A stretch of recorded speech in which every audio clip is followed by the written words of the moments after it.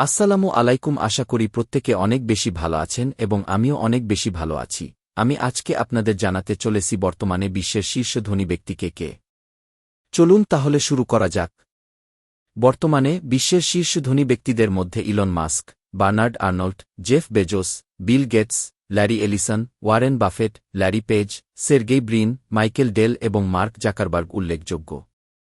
Bangla first Elon Musk Tesla, SpaceX এবং টুইটারের প্রধান নির্বাহী কর্মকর্তা।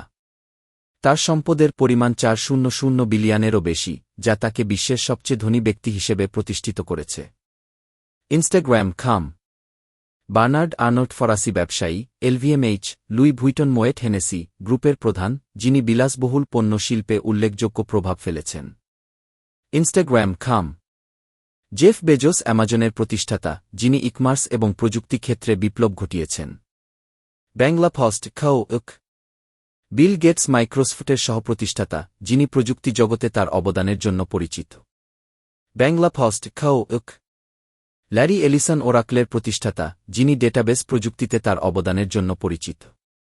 বাংলা ফার্স্ট ওয়ারেন বাফেট ওমাহার প্রজ্ঞাবাক্যী নামে পরিচিত এই বিনিয়োগকারী, যিনি দীর্ঘদিন ধরে শেয়ার বাজারে সফলতার জন্য পরিচিত।